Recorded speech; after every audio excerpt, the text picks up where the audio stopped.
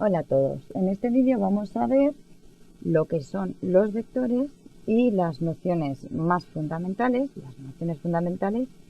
que tenemos que conocer sobre los vectores y que son aquellas con las que vamos a trabajar en todos los ejercicios de este cuestionario. Bien, un vector es una herramienta matemática que nos informa sobre tres cosas: sobre la dirección, sobre el sentido y sobre el módulo. Vamos a ver brevemente en qué consiste cada una de las tres cosas. Bien, la dirección. Podemos tener infinitas direcciones. Vamos a verlo a través de una imagen. Dirección es cada línea que podemos dibujar, cada línea recta que podemos dibujar en el plano. Por eso tenemos infinitas direcciones correspondientes a las infinitas líneas rectas que podemos dibujar en el plano. Sentido, sin embargo, únicamente existen dos sentidos para cada dirección que dibujamos en el plano. Vamos a verlo a través de otra imagen. En esta imagen hemos localizado dos vectores en una única dirección. Uno de esos vectores lo hemos definido entre el punto A y el punto B y el otro entre el punto B y el punto A. Bien, nosotros podemos tener dos direcciones según ese vector salga del punto origen A hacia el punto extremo B o salga del punto origen B y llega hasta el punto extremo A. Se trata de la misma dirección, ya que es la misma línea, son paralelas, pero cada una tiene un sentido en función vaya hacia un lado de esa recta o hacia el otro. Bien, y aquí aprovechamos para decir que este punto se llama el punto origen del vector y este otro es el punto extremo del vector y que es el que está al lado de la flechita con la que denotamos el sentido de ese vector que hemos trazado en rojo. Bien, ahora vamos a pasar a hablar del módulo, y el módulo no es otra cosa más que lo que mide ese vector. Por tanto, un vector nos da información sobre la dirección, infinitas direcciones, sobre el sentido y sobre el módulo. Bien, ahora vamos a pasar a ver cómo podemos definir un vector a través de las componentes en el plano. Y con ello dejar totalmente definido el módulo. Bien, nosotros aquí hemos dibujado otro vector que va del punto origen P hacia el punto extremo Q, que ya hemos definido perfectamente en el plano a través de los ejes coordenados. Aquí el eje Y vertical y el eje X, la horizontal. Las coordenadas de un vector las vamos a escribir de la siguiente manera. La notación para un vector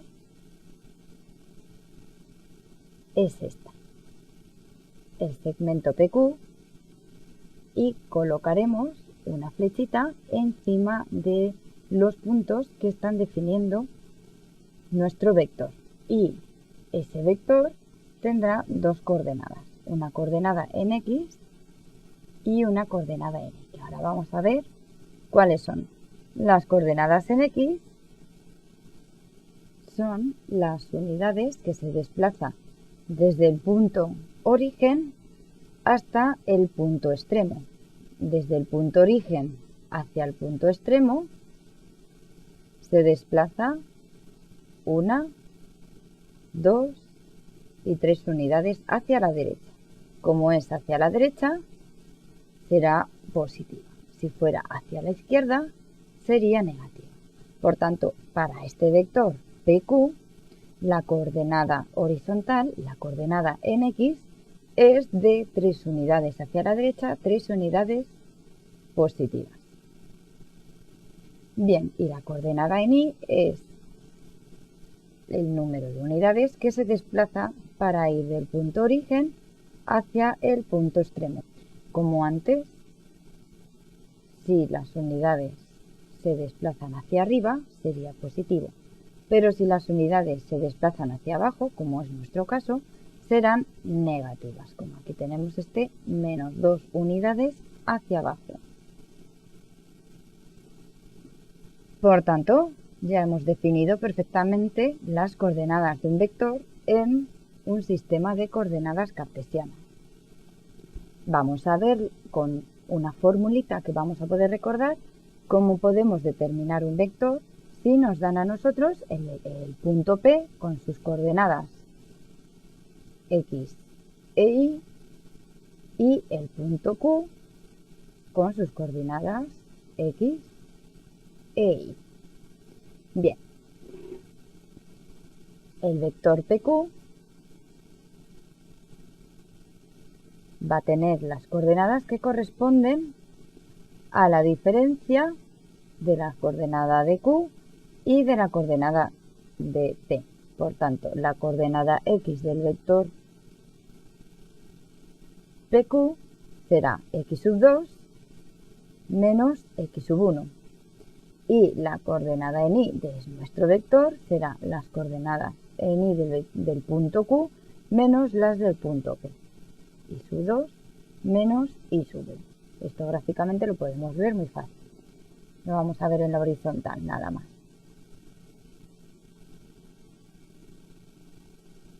Esta de aquí es la coordenada X del punto Q. Esta de aquí es la coordenada X del punto P. Y la diferencia nos da esas unidades que se desplazan en la horizontal, 3. Por tanto, y de manera un poquito más resumida, podemos recordar que para escribir las coordenadas de un vector en el plano, un vector fijo localizado en el plano, no tenemos más que restar las coordenadas del punto extremo, las del punto origen. Y ya nos podemos quedar con esta formulita para recordar todo lo anterior.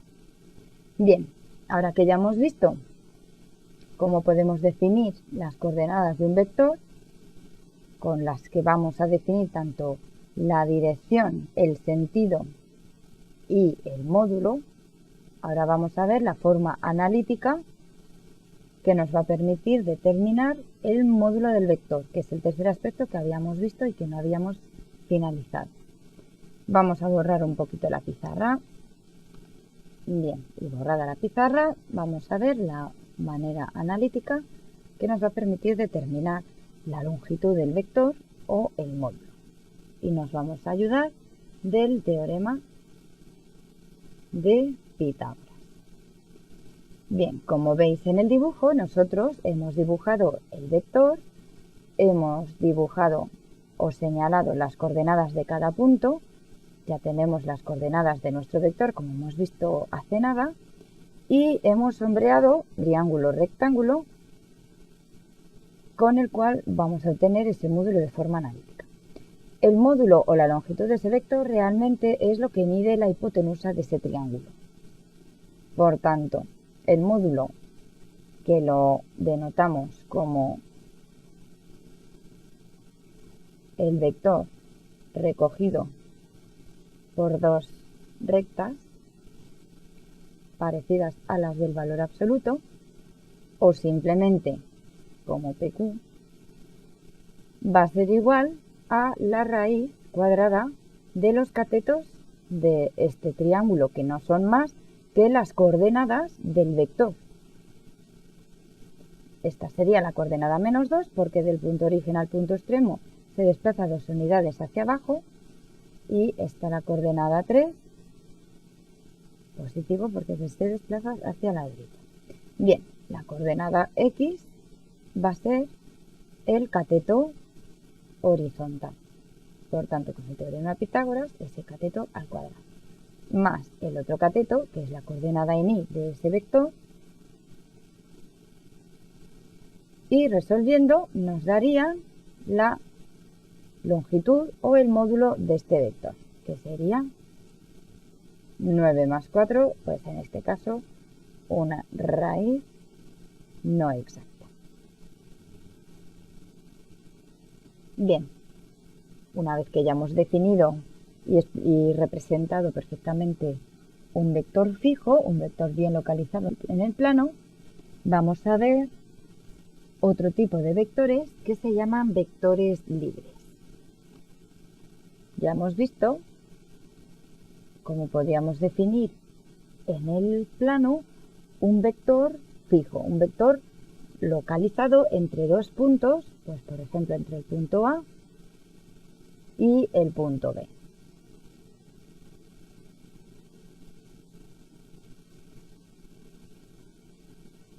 Bien, este sería un vector fijo, bien localizado entre esos dos puntos, origen A y extremo B. Los vectores libres son unos vectores que son equivalentes a este vector fijo que acabamos de escribir nosotros en el plano. Un vector equivalente es aquel que tiene misma dirección, mismo sentido y mismo módulo. Por tanto, un vector equivalente es como si este vector fijo lo desplazamos al punto que queramos del plano, siempre y cuando conserve esas mismas características. Misma dirección,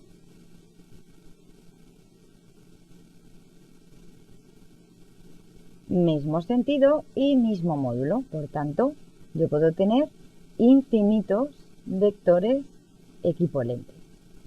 Uno de esos representantes de todos esos vectores equivalentes se llama vector libre y le llamamos vector libre U o V, otro tipo de notaciones, o W. También lo podemos ver como A, B, etcétera, etcétera, en minúscula y con esa flechita por encima para denotar que es un vector. Ahora vamos a ver una imagen en la que podemos ver distintos conjuntos con distintos vectores libres. Bien, aquí vemos tres tipos de vectores libres: vector libre U, vector libre V y vector libre W. Cada uno de ellos representa a infinitos vectores equivalentes, a una dirección determinada, un módulo en concreto y un sentido determinado. Vamos a nombrar ahora un tipo de vector muy importante, que es el vector unitario. Un vector unitario no es otra cosa que un vector cuyo módulo es igual a la unidad.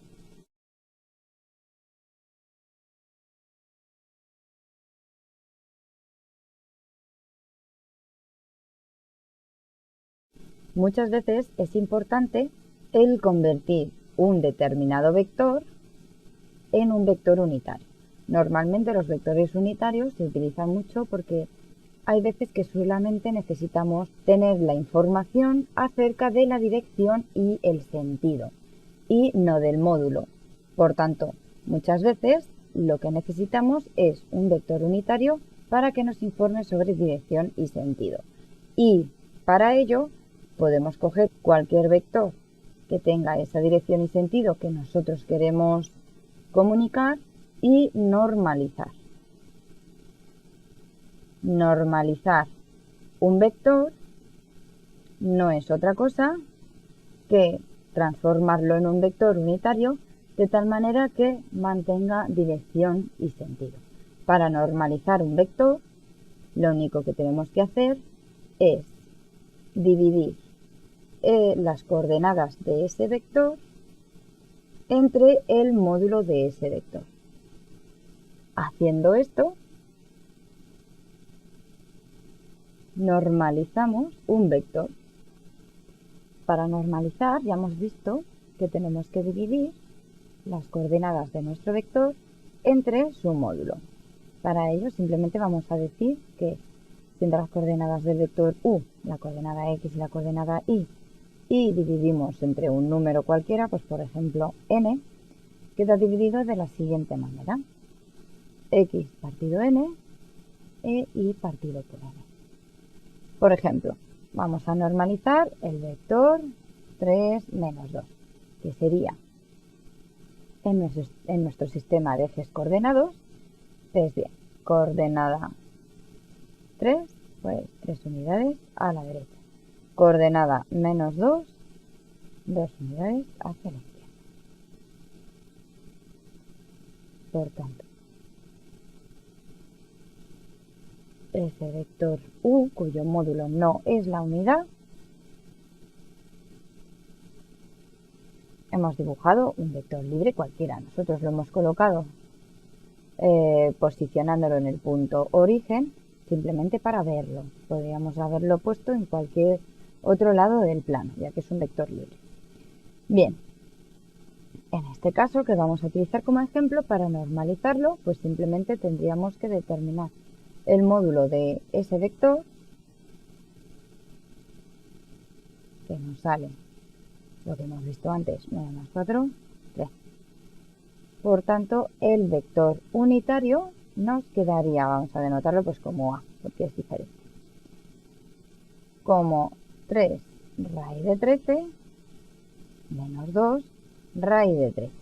Como en matemáticas a nosotros nunca nos gusta una raíz como denominador, lo más correcto, lo más apropiado sería racionalizar. Por tanto, ese vector unitario nos quedaría como 3 raíz de 13 partido 13 menos 2 raíz de 13 partido 13. Y ahí ya lo obtendríamos nuestro vector unitario.